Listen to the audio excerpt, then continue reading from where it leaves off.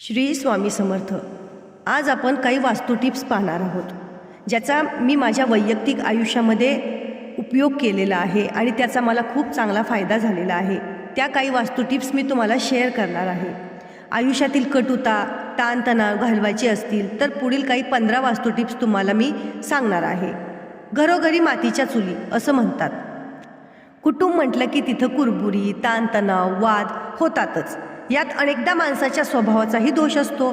मात्र घराचीच रचना आणि त्यातील वस्तूंची ठेवण ही कधीकधी त्यास कारणीभूत ठरते असं मानलं जातं आणि याचा मी प्रत्यक्ष अनुभवही घेतलेला आहे। वास्तुशास्त्रात यावर अनेक उपाय सांगण्यात आलेले आहेत। यातील काही 15 उपाय अवलंबल्यास तुमच्या आयुष्यात खूप मोठा बदल घडू शकतो। तुमच्या जीवनात आनंद व भरभराट आणू शकतो। काय आहेत त्या वास्तू टिप्स तर ते आता आपण पाहूया।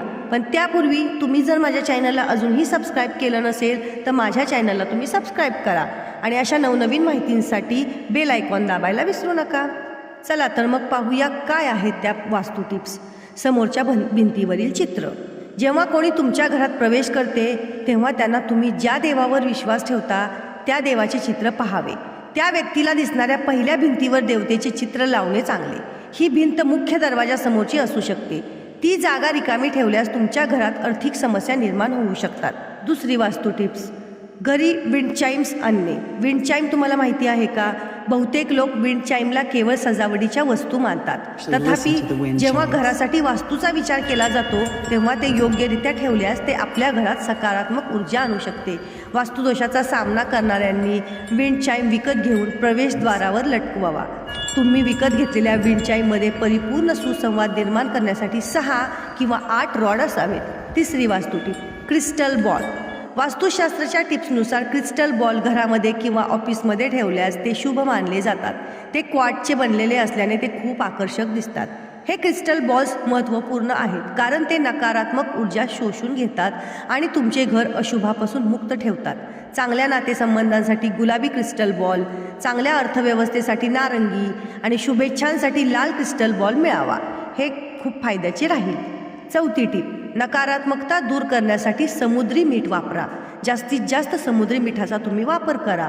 तर तो कसा करायचा चला तर मग पाहूया। वास्तुशास्त्राच्या सर्वात सोप्या टिपांपैकी एक म्हणजे तुमच्या घरात आणि आसपास समुद्राचे मीठ उदारपणे शिंपडणे।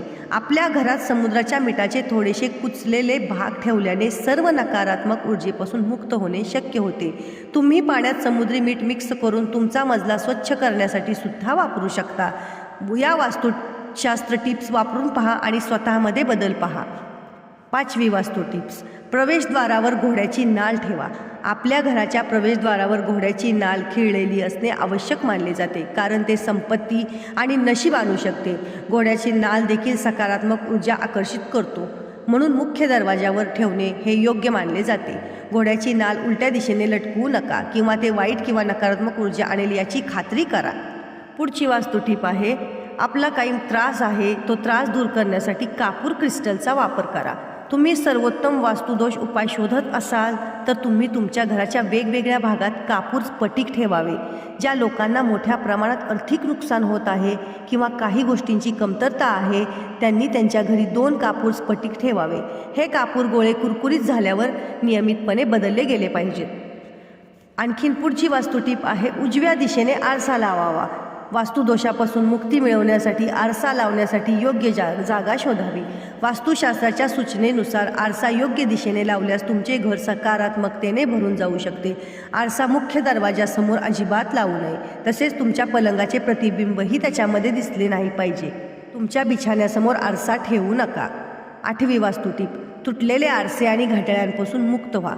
वास्तुशास्त्राच्या टिप्सनुसार दिलेल्या मार्गदर्शक तत्वांनुसार आपल्या घरात कोणतेही तुटलेली वस्तू ठेवणे अशुभ मानले जाते। तुटलेल्या वस्तू जसे की प्लेट्सची चपले, चष्मा आणि वाट्या नकारात्मकतेला जन्म देतात आणि तुमच्या घरात आर्थिक समस्या आणू शकतात। तुटलेले आरसे सर्वात वाईट आहेत। आरसा त्यांच्या समोर जे आहे ते प्रतिबिंब करतो आणि जर तुमचा आरसा तुटला असेल तर तुम्ही जे काही आकर्षित करण्याचा प्रयत्न करत आहात त्याचे प्रतिबिंब देखील तुटले जाईल। तुटलेली एक अतिशय धोकादायक वस्तू घरात ठेवली जाईल. लक्ष ठेवण्याची दुसरी गोष्ट म्हणजे एक घड्याळ जे काम करत नाही. घरासाठी वास्तूनुसार हे देखील दुर्दैवी आणण्यासाठी आणि आरोग्यास त्रास देणारे म्हणून ओळखले जाते. म्हणून बंद घड्याळ कधीही घरात ठेवू नये. तुम्ही तुमच्या घरातून तुटलेले आरसे, भांडी आणि घड्याळे फेकून द्यावीत, कारण ते दुर्दैव आणू शकतात. तुम्हाला आर्थिक समस्या आणि आरोग्याच्या समस्यांना तोंड द्यायचे नसेल तर तुटलेले आरसे आणि निरुपयोगी घड्याळे काम करणाऱ्यांसह बदला. 9वी टिप्स. जलतरण तलावासाठी योग्य दिशा निवडा. तुमच्या घरातील किंवा अपार्टमेंट कॉम्प्लेक्समधील स्विमिंग पूल पश्चिम, दक्षिण किंवा नैऋत्य दिशेला नसावा. तथापि उत्तर किंवा पूर्व दिशेला स्विमिंग पूल असणे शुभ मानले जाते. चुकीच्या भागात ठेवलेले पाणी घटक नकारात्मकतेचे स्वागत करू शकतात. तुमच्या तलावातील पाणी स्वच्छ आणि ताजे ठेवा. 10वी वास्तू टीप. मत्स्यालय. घरात वास्तुदोष काढून टाकण्यासाठी मत्स्यालय जोडणे हा एक उत्तम मार्ग आहे. वास्तुशास्त्रामध्ये घरामध्ये फिश ॲक्वारियम असण्याचे फायदे सांगितले आहेत. कार्यालय, शाळा किंवा इतर कोणत्याही प्रकारच्या इमारतीत मत्स्यालय ठेवणे देखील वास्तुदोषात फायदेशीर आहे. घरी मत्स्यालय ठेवण्याचे अनेक फायदे आहेत. ते घरातून वाईट ऊर्जा दूर करण्यास मदत करतात. वास्तू सांगते की जेव्हा फिश टँक मासा मारतो तेव्हा त्याचा अर्थ समस्या देखील मरते. मासे घरात सकारात्मक ऊर्जा आकर्षित करण्यास मदत करतात आणि हिंदू धर्मात मजबूत प्रतिकात्मकता आहे. माशांना खायला दिल्याने चांगले कर्म सुधारण्यास मदत होते. घरी मत्स्यालय ठेवल्याने अवांछित अभ्यागतांमुळे होणारा त्रास टाळण्यास देखील मदत होते. तथापि मत्स्यालय फक्त घराच्या जेवणाच्या खोलीत ठेवले पाहिजे आणि इतर कोठेही नाही. तसेच मत्स्यालय उत्तर किंवा पूर्व दिशेला ठेवण्याचा सल्ला दिला जातो. 11वी वास्तू टीप आहे एक चांगले प्रकाश असलेले प्रवेशद्वार की ज्यामध्ये चांगला प्रकाश घरामध्ये आतमध्ये यावा. हे वास्तूसाठी शुभ मानले जाते. 12वी टीप आहे फॅमिली फोटो हँग करा. जेव्हा घरामध्ये कुटुंब राहते तेव्हा घराला घर म्हणतात आणि वास्तुशास्त्राच्या टिप्सनुसार दिवाणखान्यात एक मोठा कौटुंबिक फोटो किंवा अनेक फोटो टांगल्याने कुटुंबातील सदस्यांमधील बंध मजबूत होण्यास मदत होऊ शकते. म्हणून घरगुती टिप्ससाठी ही वास्तू वापरून पहा आणि आपल्या कुटुंबातील सदस्यांच्या फोटोसह काही ट्रेंडी फ्रेम्स पण लटकवा. 13वी वास्तू टीप आहे जुनी भांडी काढा. चिकणमाती हा पृथ्वीचा एक भाग आहे. वेळोवेळी त्याला पृथ्वीवर परत येणे आवश्यक आहे. वास्तुशास्त्रानुसार नवीन घरात जाताना मातीची जुनी भांडी काढून टाकण्याचा सल्ला दिला जातो. जुन्या मातीची भांडी नवीन घरात पुन्हा वापरणे अशुभ मानले जाते.